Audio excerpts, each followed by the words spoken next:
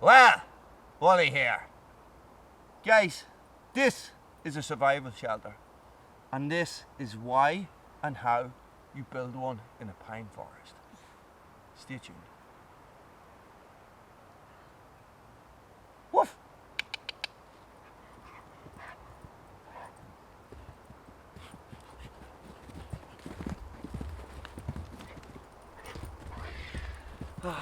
Animals, eh?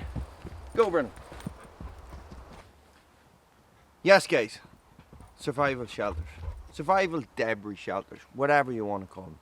Why and how you build them. Okay? So, the tools, my bare hands, rah, and a folding saw. Okay? Guys, survival shelter is one of these things that I like to build because you never know when you're going to need one, okay? I'll always teach the kids how to build them as well, alright? So the thing is that for me, it needs to be simple and it needs to be small, okay? Small as in not very big, not very high, okay? Not very high, because you want to use your body heat to heat that shelter, okay? Does that make sense? First thing you need to do is you need to find a location, right? I'm down at Red Branch, I have tons of locations, okay? Here,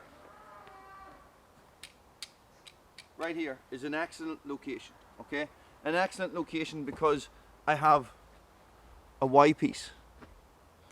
And in between that Y piece, I can place a branch to make the spine or the ridge pole, if you want to say, of my survival shelter, okay? Guys, first thing I'm going to do is I'm going to lie down on the ground and I'm going to measure it.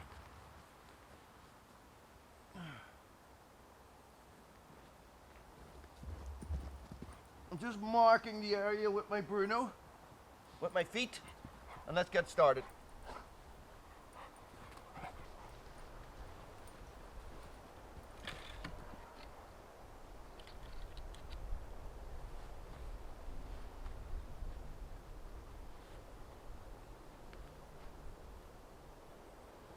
And this is my ridge pole, guys, right? As you can see, if I lie down,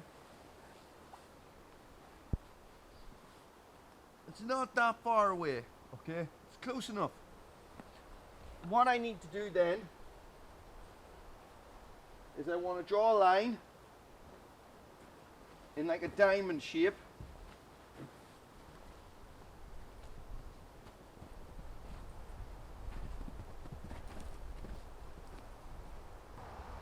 And on that line is where I'm going to put the butt of my logs.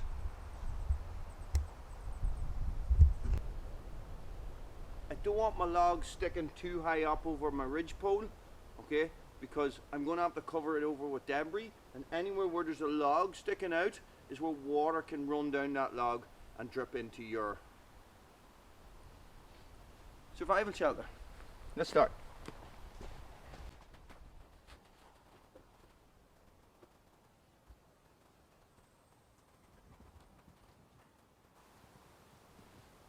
When I'm putting my uprights on, guys, I want to make sure that they are as upright as possible and not cantered off or not tilted off like this, guys, because as soon as we start putting weight on them, if they're like this, they're going to slide and your whole structure is going to fall apart.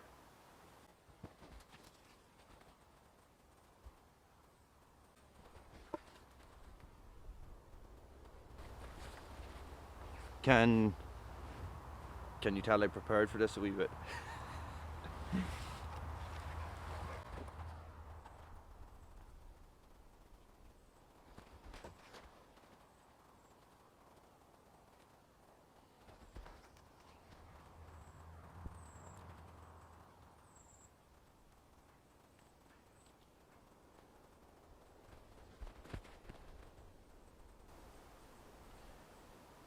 When we get down the bottom, guys, to around about to where your feet are going to be, it's not super important to have it closed in because you can just pile up the pine needles on that, guys. What do you think of that? Now I just got to finish this off and do the other side, so I might have to do so. Oh no, drop this.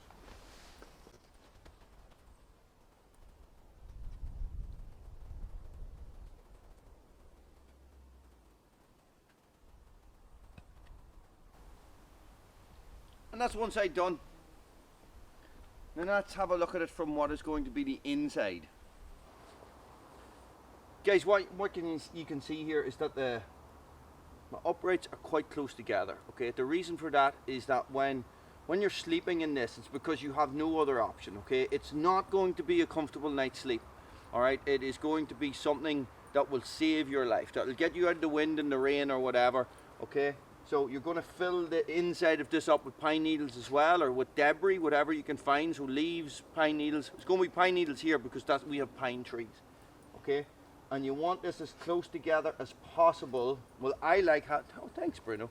I like having it as close together as possible so that there's less pine needles falling on your face as you try to sleep.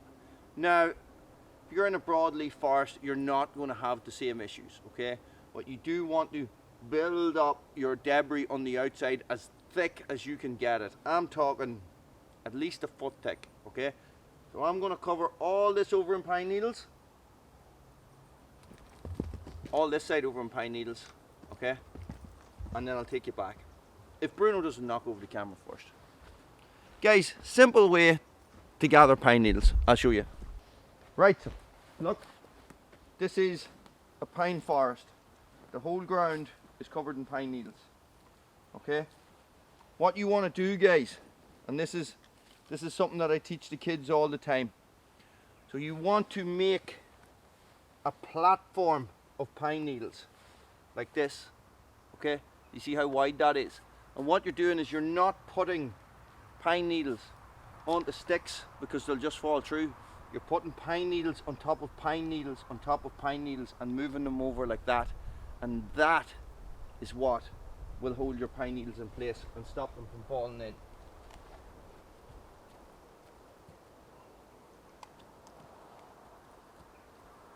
Make sense? If I want to move a lot of pine needles, guys, what I'll do is I'll take off my coat, take off my smock here, and I'll use that like a bucket. And I'll pour the pine needles, I'll scrape the pine needles into it, and then I'll lift them over and dump them on top of it.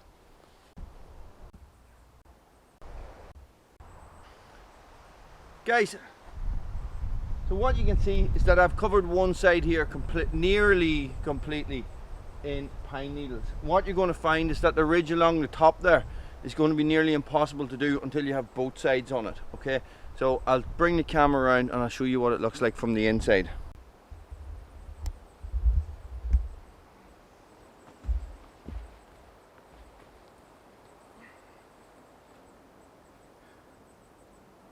This is it, guys, so far. Now even the likes of this, if a little bit steeper, sorry,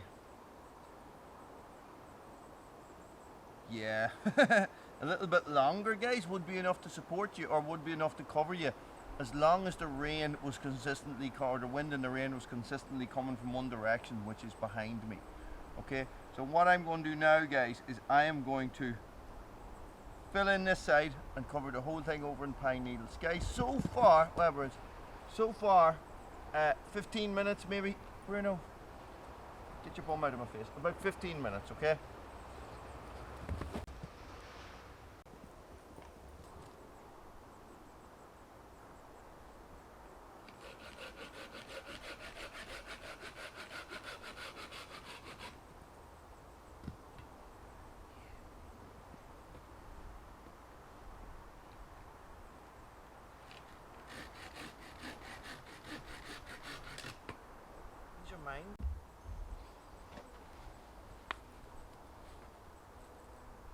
So here's a tip: if you have something that doesn't quite fit, don't discard it, okay? Just move it to somewhere where it does fit. Alright, look. And you know what, Bruno, you can have that. Go.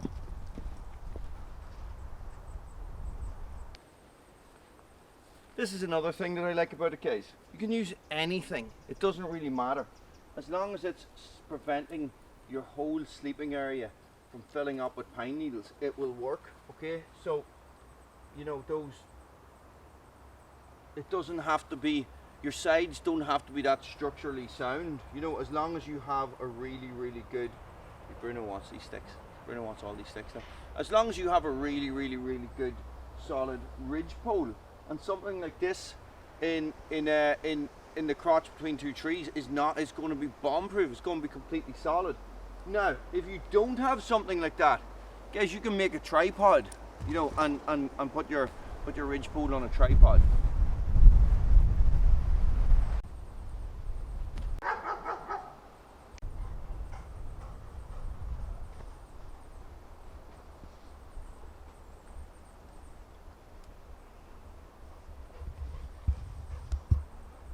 And this is what it's going to look like on the inside. I'm just going to cover this over now and get her finished. What do you think, Penny?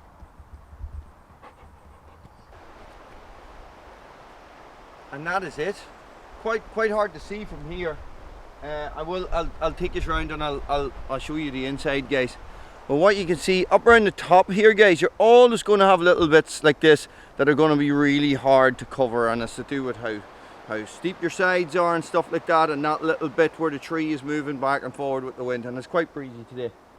It is a survival shelter, guys. You are building this to save your life for no other reason. You're not going to be that comfortable in it, but you're not going to die. Yay! Win-win. Let's have a tour.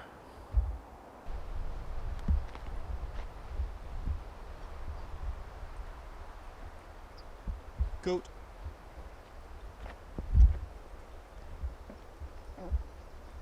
Part.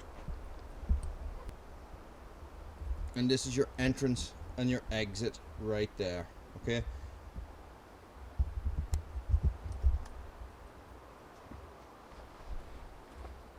And that's somewhere to hang me hat. Can't even see that. Okay, so this is how you get into it. Bruno's going to try and get into it with me as well. Out, out, stay, sit, sit, sit, sit, sit, stay. Okay. And this is the way it works, guys. So you fill this up with pine needles to get yourself off the ground, okay, for insulating properties, and all the pine needles you put on the outside does the rest of the work for you. Okay, get back, you get back.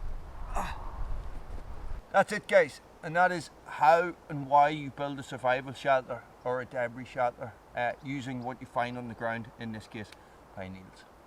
Thanks for watching. Stay frosty. You too, Bruno. Stay frosty. Sit. Sit. Stay.